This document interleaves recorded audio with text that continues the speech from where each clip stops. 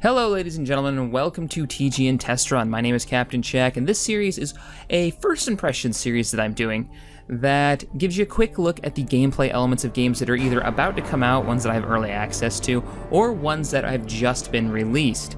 Now the first one here I'm looking at is Project Zomboid. It's a zombie survival game developed by the indie studio Indystone. That's what it's called, Indystone. It's a cool game, definitely is. Now this is early alpha, it's available on Steam for $14.99. It was originally released on Indie Database and was one of the first 5 games to be funded through the Desura funding program. Desura's like Steam for indie games and mods. Alright, so Project Zomboid.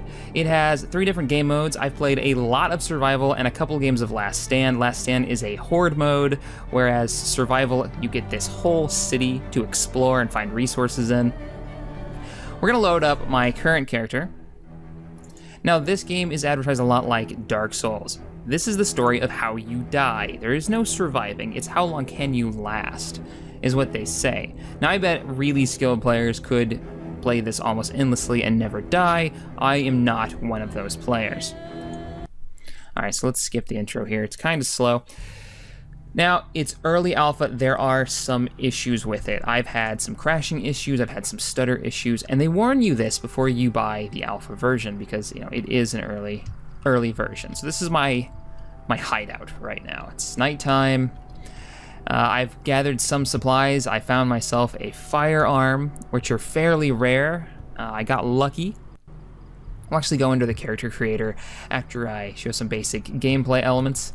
I know zombies are big right now, there are a lot of zombie games, but this is one of the few that actually captures that kind of helpless, end-of-the-world feeling.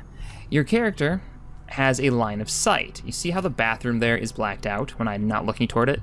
You actually have a line of sight based on a real human's visual range. So if a zombie is right behind you, you won't know it unless they're making a lot of noise. So let me open the door here. It's dark, my field of vision isn't very good. It might be a full moon tonight, so I may have a little bit more than average. And I've had a couple instances where I've gone into a building to loot it and find supplies, and have had a zombie hiding in a corner. Even though I looked in all the windows, it was hiding in a corner and scared the ever-living crap out of me. So this game has that frantic feeling down for sure. Let me speed up time a bit. So the game's big thing is resource management. If I was going to describe this game in any way, it's all about resource management. It's not about the action. You have to eat, sleep, and drink. You get too hot, you can get too cold, you can die of hypothermia, you can get an infection and die, you can get cuts and bleed to death. There's a lot of different ways you can die, not just by zombies, but just the fact that society has shut down. Alright, so it's about 500. Come on now. Speed it up a bit more. I've been collecting supplies and leaving them here. Now zombies have a hearing range. They can hear you a certain distance. They also can see you. So I've taken sheets from the local houses and actually made these curtains just to give myself a little bit more security. So let me grab a drink of water real quick. So it's absolutely imperative to watch your supplies. You can only carry so much, and the more you carry, the slower you are. I've got a backpack that I found in some guy's house or in his garage, and a pistol, but I haven't found any good melee weapons, so I'm not really doing all that well in this playthrough. My last playthrough was going pretty good, until I got cornered by a bunch of zombies. Now, I was lucky. You start randomly in the city. Most of the time, you start in a farm or suburban area. And one time I did start in the heart of the city, but I'm told that's fairly rare. So there is a zombie. Hopefully we won't crash or anything. Now I could fire, but that noise would give away my position, and any zombies in the area would actually hear it and come running. So the AI is half decent. It really is, and it adds something to it. As you play, one of the big things that you have to think about is between the first couple of weeks of the game, of surviving in the world, and I think it's the first 2 months, water and electric will shut down. So here's a building I haven't been in. Let's check that out. I don't know if I can jump over these. I can't jump over them. Okay. So water and electrical shut down, and you have to have water to survive. So you have to think about that, and that's one of those you need to plan ahead. And you can build... Oh, I'm freaking out. Something's nearby and moving. Well, the zombie climbed over the wall just fine. I bet I can too, I just don't know how. Let's see if I can get away. I've actually looted the buildings to the south here. But I got chased out of this area. It's actually not good to run because you'll make more noise and you'll get spotted easier. And there's a body. Oh, it's not a body. So I guess I could show you guys a little bit of the gunplay now that I've gotten the attention of everything anyways. Or I could reload my pistol. It's little tricks like that that can get you killed. So aiming is you hold control. The controls are WASD to move, control to aim, but you don't actually aim too specifically. You just gotta get the gun aiming in the right direction, and you'll normally drop the target. So it's less about the action and more about, well, if you're gonna pull the trigger, you're gonna get the attention of zombies. So now I can poke into this building. I can see there's nobody in there. I've already made so much noise. I'm just gonna break the window and see what's in here. So there's the refrigerator. We got some grapes. There's a journal. Journals and books and whatnot are actually used to fight off boredom, because boredom is an issue. Cooking pot. Actually, I could probably use that as a good melee weapon. So all the noise that I've made has gained the locals' attention, and it's time to get the heck out of here. There's no back window.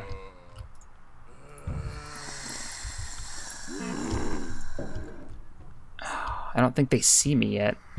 Oh yeah, I hear them knocking on the door, so I need to get out this window.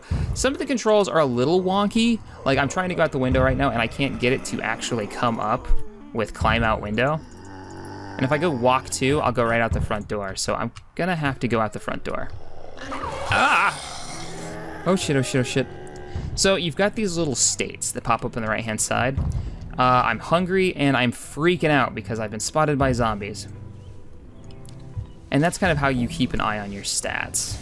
You'll get things like you're sleepy and you're tired, which is really creepy. Oh, they're coming through the trees. Sleeping is really creepy because once you lay down, your screen actually goes black and you don't know what's going on because you're unconscious, but you can still hear the world around you. And you just have to hope that a zombie doesn't wander into your house, or in one instance, I was about to pass out, so I took a nap on a bench in the open. But I didn't have a choice because I was going to pass out anyways. So I'd rather do it while I was in a relatively safe area. And while I'm napping, I hear shuffling, I hear the moaning, but I can't wake up. You can't force yourself to wake up. And here's a house that I looted earlier, that's why the doors are open. Now, the game progresses. There is a kind of a skill system. Let's see here. Remember the button that it is. You do have skills that you can put points into that might make you sneakier or a bit more nimble so you don't fall on your ass. The more sprinting I do, the more sprinting will go up in points, and then I can spend points as I level into certain items in here. Oh shit. Just got spotted by another zombie. You can check your health, which will affect your ability to aim, so will being freaked out. And you can, even later on, actually build defenses. You can build walls, you can board up windows, which was one of my plans for my place here. I actually started with this wall. And you can tear down walls too once you get a sledgehammer, but those items are really rare. Now once the water turns off, I've got to figure out something to do with water. I've got to figure out a way to get water. Now there are wells in the game that are spread out in certain farms. I don't know where those are. There's another way to get water, and that's building rain barrels. So there's some really neat mechanics here. So I'm gonna hide in the house for now. So let me go ahead and quit out of this and show you guys character creation. All right, so let's go to Last Stand, and we'll play one of these so you can see some of the action and some of the actual combat and character creation. So challenge 1, can you survive the horde? Probably not. New. Character creator is, you have male or female choices, so let's switch to male. And Eric Young, you can change your body type, which pretty much just changes your skin color at the moment. And your character is so small, it doesn't really make a difference. You can barely see it. You can give yourself a beard, but it's like 5 pixels on my screen. So is it all that important? Well, it's a nice touch. I think they're going to go farther into this. I know they're adding multiplayer, and they're going to be adding NPCs to the game that aren't zombies. So, I guess a way of differentiating yourself. Now, here's the character creator. You can choose a job you had before the end of the world. Police officer gives you a marksman, and I think it might change the chances of you having a gun in your starting building. I think, because I found a pistol the 2 times I've been a police officer in the same building. Not 100% sure. Park ranger gives you outdoorsman. You know, so a construction worker can build barricades faster. So you get these basic things. Then you can choose traits. And the way you do the traits is you've got a number system. You start with 0 points, and you have to take negative traits so you can get positive traits. So say I wanted to be strong. Well, now I've got to get negative traits to balance that. So I'll have to be claustrophobic and cowardly. And claustrophobic means you're going to get panicked easier when you're indoors, and cowardly means you're especially prone to becoming panicked. That's probably the worst setup ever. So Eric Young is probably going to die really fast. This is the horde mode version, so they start you with a few guns and supplies to dig in and survive the zombie apocalypse, and they're just going to come at you in waves, and the map is much, much smaller. It's a neat diversion, but I think the real joy in this game, the real fun, is in the survival mode, the full-on normal survival mode. I'm already panicked. Oh, Eric, dude, you are screwed. So they give you a shotgun. Let's grab the shotgun, grab all the ammo for it, and grab a baseball bat. Okay. So there are hotkeys, 1, 2, and 3 that'll switch through your weapons. I believe 1 is switching to melee, which will switch to, I think, your best melee weapon. 2 switches to your best ranged weapon. And 3, I believe, I don't have any, but it's a stabbing weapon, which are really dangerous to use because you have to get so close. Most of the melee weapons, the blunt ones, are fairly long range. So, show you how digging in and building barricades and whatnot works. In this mode, it starts you with a couple of boxes. So we'll take just a couple of planks.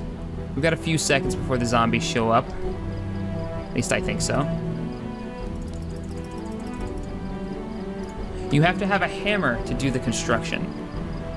And in the survival mode, hammers normally spawn, I believe, in crates or on zombies. So you just go up to your window and click barricade, and a little bar will go across. But one thing you have to keep in mind is the sound you're making. Everything you do makes a sound. Hammering nails, especially, will give you away really quickly. Oh, I spotted a zombie through the window. So let's switch back to our ranged weapon. Senor, I'm gonna have to ask you to stop banging on my window. Oh, and I need to reload. So just hang on a second. There we go. The shotgun in this is ridiculously powerful. I mean, it's really powerful. You will find yourself able to hit targets that are at a very large arc with headshots, mind you. They all drop in one hit very easily. So, as hard as the shotgun may be to get... Oh, I didn't grab enough. Okay. Well, as hard as it may be to get, it's definitely worth it if you have one and you're stuck in a bad situation. So, pretty much, you survive as long as you can, and bigger waves will show up. Oh, there's another zombie. Oh, you're kidding me. I'm reloading again? See, now I can't see him, even though he's right behind me. You hold control, you can actually aim and move. Weapons also give off light, which can give you away.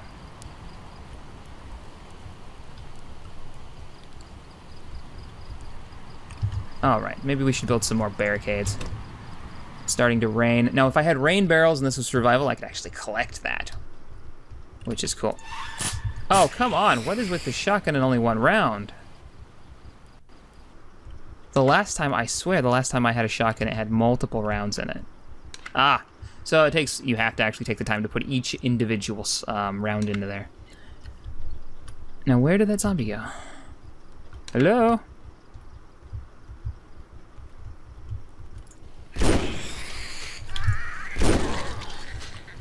Alright, there we go. Zombies do have loot on them, Not fantastic loot most of the time. Though I did get pretty excited when I picked up a hammer off one of them. If you get yourself a saw, you can cut down trees and use that wood to build barricades and whatnot, so. The way it sounds like they're going with this is they're going to make it so you get like a group of survivors and you can interact with different survivors. I'm thinking, you know, good survivors and bad ones that are just going to raid you and take your stuff, and some maybe you'll team up with. But right now, the development team has said their priority is getting it running better, because right now it doesn't run fantastic. After a couple hours of play, I was getting some almost game-breaking stutter, and they're well aware of it. And it's under development. It's going to be fixed, which is good. All right, flashlights and whatnot. Not concerned with flashlight. So boarded up some of our windows. What would be smart is to cover it up with sheets if I had some. Don't open the window, that's just silly. In my longest running game, I had a great setup where I had a house like this with 3 entrances, boarded up one, had a backup, back entrance, the front entrance. I even took sheets, and you can tie them together to make a way of getting out of your house. And I had it out the second story window, which is how I got in and out of the house. So you can really come up with some interesting ways of surviving. They do have a farming system that's implemented for food, because once the power goes out, food will start going bad, and you'll have to eat only... There's one.